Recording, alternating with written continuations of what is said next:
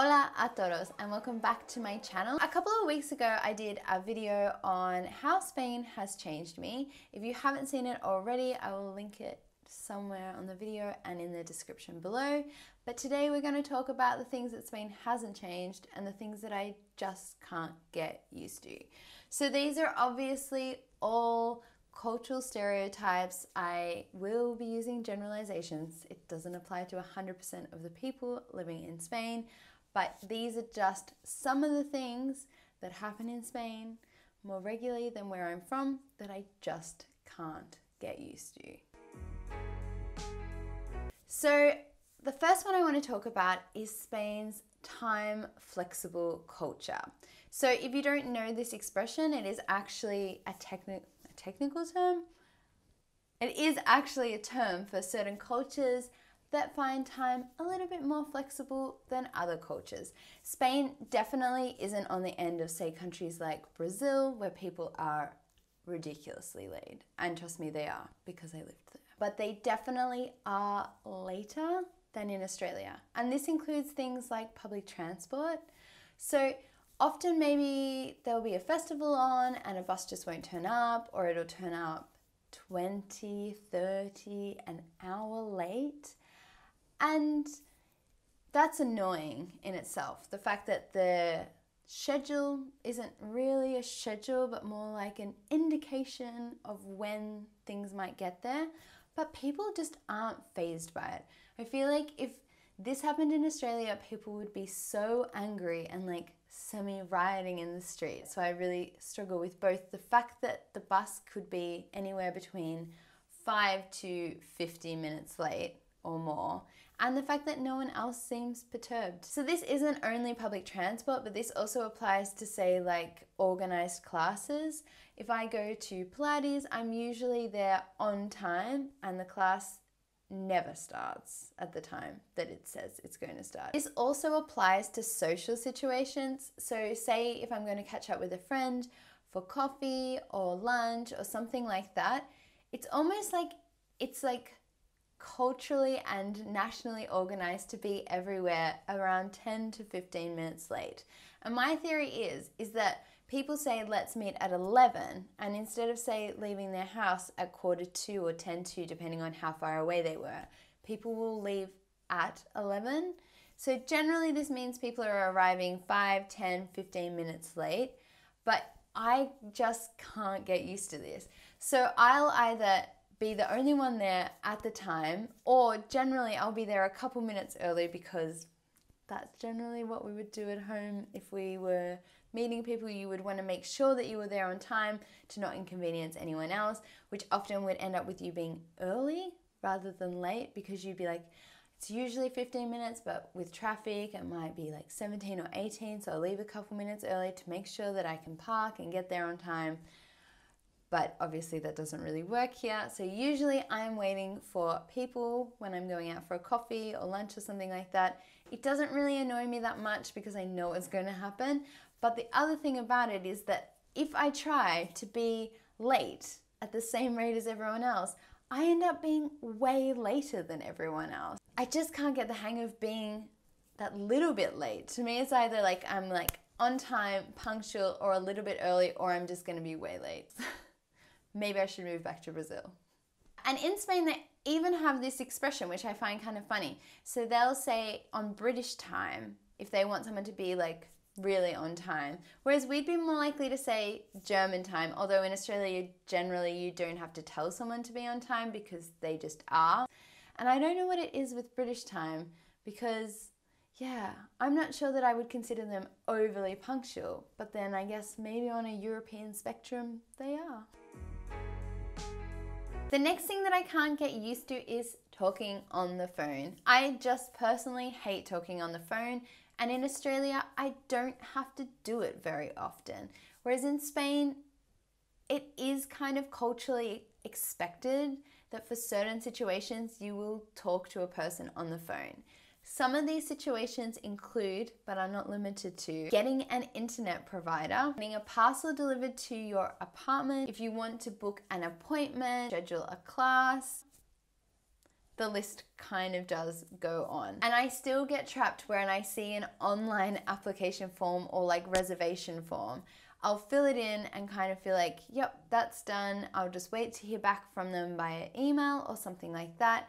And they undoubtedly always call me. And I have like severe telephone social anxiety. And in Spanish, it's definitely way worse. Okay, so the next point is when someone who is in their 30s or 40s tells you that they still live with their parents. This is just something that I'm never going to get used to. I totally understand the financial crisis and the pressure that it put on young people and finding work and the lack of opportunities and things like that. And I 100% am not judging anyone who does live with their parents. I just always find it shocking because in the Anglo world, we want nothing more than to escape our families. We will literally fly to the other side of the world, like when I moved to Spain, to move out of home. And yeah, I still get caught off guard if someone who is older than me tells me that they still live with their parents. So for example, I was teaching a class in Andalusia one day, and one of the questions in the textbook was, at what age do you think it's appropriate for people to move out of their parents' home? And we kind of went around the room and everyone was chatting and people were usually saying something like 26 to 28, around about that age, which I think in Australia would still seem kind of later, but if you were studying and doing other things, people would totally understand.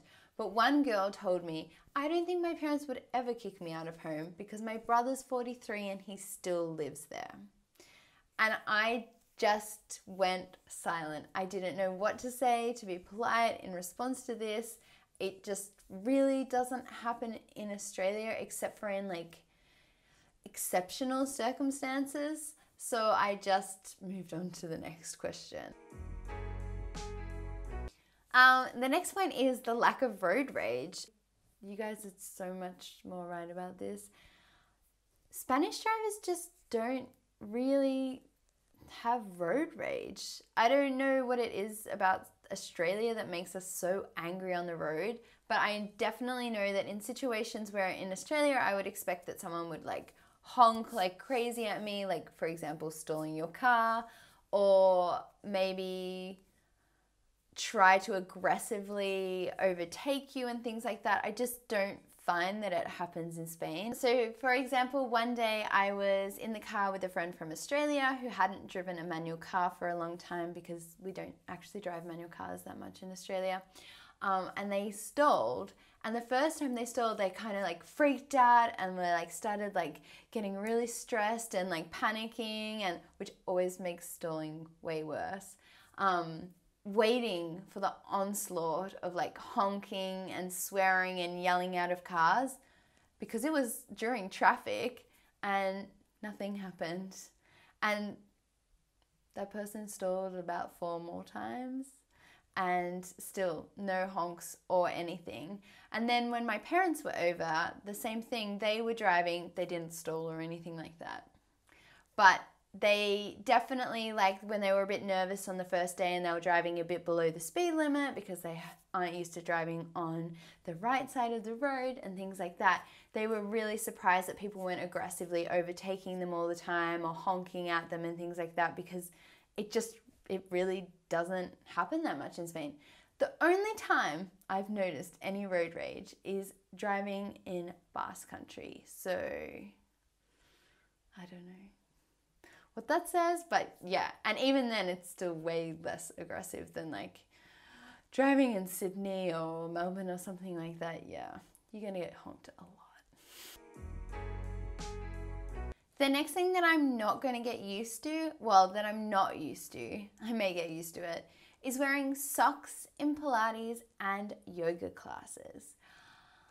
I get that it's done for hygiene, it just doesn't really make any sense. You actually kind of need to use the grip on your feet in both of these activities to stay on the mat. And on that, so nobody really warned me about the socks in yoga classes when I first arrived. And we went to a yoga class one day and I just took my socks off like I normally would in a yoga class. I mean, I did yoga for a month in Bali and I've always done yoga classes in Australia and just never ever seen anyone wear socks in yoga before. Took my socks off before anyone else was kind of ready, and the instructor just looked at me like a bit perturbed, I guess. I didn't really think anything of it until no one else took their socks off. But it was in one of those awkward situations where no one else took their socks off, but then I had already taken them off and I felt like I needed to commit to it, and putting them back on would seem more weird and awkward than just like leaving them off. She never invited us back to another yoga class, so maybe I should have put my socks back on. But yeah, also in Australia we tend to just have like disinfectant, spray and wipe, and we'll wipe down the mats, or we'll usually take our own and still wipe them down after class. But yeah, I just cannot get used to doing yoga in socks. I always feel like I'm just going to go sliding straight off the mat if I over push a position. The next one is public toilets. I don't know what it is about public toilets in Spain, but they never have toilet paper. They definitely never have soap. They never have hand towel, and often even the hand dryers aren't working. I'm not really sure why this is a thing, and I have noticed that it's a little bit less of a thing in the north than it was in Andalusia, but it's definitely a thing. I have never been caught off guard without toilet paper so often in my entire life. And yeah, hand towel and that is like, I guess kind of a luxury. If I ever actually see it in a public toilet, I'm like, almost feel like I should take a photo of it, because it never happens. Even in restaurants and places like that, in the nicer restaurants, of course, they have hand towel or like a hand dryer thing, but often in the more like bar-y pub places, no, definitely not. It just seems like no one is ever monitoring the situation of the toilets. The thing I find the weirdest about this is that in general, I'd say that Spanish people are really like hygiene and cleanly focused. It's definitely not a dirty culture at all. Their houses are always spotless. You always see the ladies cleaning. At work, we have definitely got specific cleaning tasks and things like that. It's definitely not a dirty place. It's just like a massive national oversight. The next thing I probably will never get used to actually is bus etiquette. I have noticed in both the south and the north of Spain, less so in small towns, but just in general, that people don't greet their bus drivers when they get on. I just feel weird about it, so I still do it all the time. Even if I'm not the one buying the tickets, I'll always say hello to the bus driver. I feel like in Andalusia, people used to look at me like I was a bit weird when I did it. Here, not so much in Cantabria, but I do notice that not many other people are doing it unless they seem to personally know the bus driver. And the other thing about bus etiquette that I won't get used to is when younger people don't stand up for older people who don't have seats. I've seen this quite a few times actually, and recently it reminded me because a 16-year-old that I actually teach was on the bus and sitting down, and all the like teenagers were sitting down, hogging all the seats, and it was one of those buses that didn't have that many seats and just like a lot of standing space. And then this couple, they must have been about 80 years old, were like bus surfing the whole way because not one teenager stood up for them to sit down. And I've been trying to get to the bottom of this. Like, is it a normal thing? Are you expected to stand up, or is this just an Anglo thing? Because I feel like even when I was living in Germany, I remember everyone being really, like, people were often quite shocked that also in Germany people wouldn't stand up in those kinds of situations. So I don't know if it's a continental European thing or if it's the Anglo thing that we stand up for older people. Someone tell me what the etiquette is. The funny thing about it is though, if you're in Australia, you always have to play like the eye game, because how old is old enough for you to stand up for? So you kind of have to like see if you can catch their eye, and if they look like they're keen, but if they turn away quickly, don't ask them because they probably think they're too young for you to stand up for them. But if they keep eye contact and they smile or something like that, then you can offer them your seat and then you do the switcheroonie. But yeah, it can get you into some awkward situations if you stand up for someone who's actually not that old or not pregnant. That also could be awkward. So another thing that I still haven't gotten used to is the fact that bullfighting and bull running still exist. I've not spoken about this in a video before because I find actually in general, most young Spanish people and most people that I interact with don't like it, don't agree with it. Most of them hate it actually. So I never really feel like it's fair to talk about it in videos because I don't think it actually represents the majority of Spaniards' opinions. I would never go to a bullfight. I've seen it on TV and even that freaked me out like way too much and you couldn't hear anything. And I really can't get used to the fact that it's still in the Spanish zeitgeist. It seems like something that should be like talked about through like old romantic movies and history books. And I kind of can't get used to that. I'm 100% not saying that all Spanish people like it or are into it. I think it's almost like only 30% of the population actually care and want it to continue. And there's like 30% don't care at all. And then like 35 or 37% of people hate it and want it abolished. But that's kind of why I've never talked about it before. I just said I would mention it because the other day when I was watching MasterChef, Celebrity MasterChef, they had a sequence where they had a crab, and normally in Australia we would like ice stun the crabs so they had like a more peaceful ending to their lives. And I'm sure that's what they do in the restaurants here because it just doesn't make any sense to not do it. It's also easier for the chef to prepare it. But they had it like biting and like grabbing at the contestants and they were throwing it around like it was really funny. And I just kind of thought, it's kind of like animal cruelty on TV. And I know that there's like, I have vegan Spanish friends who are like way more into animal rights than me. But yeah, I won't get used to that. I don't think I could ever get used to it. And I don't think that I should get used to it.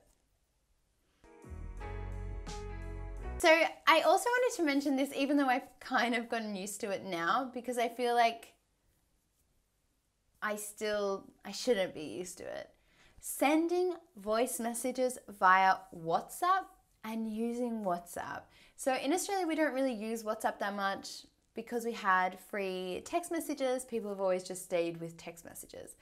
But in Spain and Europe in general, people use WhatsApp a lot. And I've noticed in most Spanish and Portuguese speaking countries, they use voice messages a lot. I remember this even from when I was in Argentina years ago. I don't mind receiving voice messages. I just have never liked sending voice messages. But I have noticed recently that I have started to send excessively long voice messages, and I'm not even used to the fact that I'm getting used to this. And the last thing that I still can't get used to is Torrefacto coffee. I think I'm never going to get used to it. A lot of Spanish people that I know also agree with me, so I don't feel that bad about not being able to get used to it. I just really don't like it. I much prefer the coffee in the north of Spain. I still miss Australian coffee. We have such good quality coffee. Not in Australia, in the city that I'm from. No offense, guys. In Melbourne. But I do miss the coffee from home. But even now, while most of the coffee in the north doesn't seem to be Torrefacto in like nicer cafes and restaurants and things like that, every now and again when I just pop somewhere for a quick coffee and just get a random coffee and I'm hit with a Torrefacto coffee, it's like my taste buds cry. I just can't get used to it. It just tastes awful to me. I know some people wax lyrical about it. I've read blogs where people love it, even from Australians. I just personally cannot get used to Torrefacto coffee. It is, para mí, no. I'm actually going back to Melbourne for Christmas this year, and I thought as a special treat that I would bring back some coffee. And I'm not 100% sure yet how I'm going to choose a winner, but I'm going to run some sort of online competition to win some Melbourne coffee. And trust me, I will get you some good Melbourne coffee. So if you have any ideas on how maybe I could decide a winner, please let me know in the comments below, and I will let you know soon a little more about my coffee competition, because I am trying to start a national revolution against Torrefacto coffee, if you hadn't noticed. And that's everything that I could think of that I can't really get used to in Spain. I have to say that I've lived in other countries. As you may or may not know, I've also lived in Brazil, Germany, and Vietnam. And I have to say that Spain has been the easiest place for me personally to kind of, what do you call it? Settle in.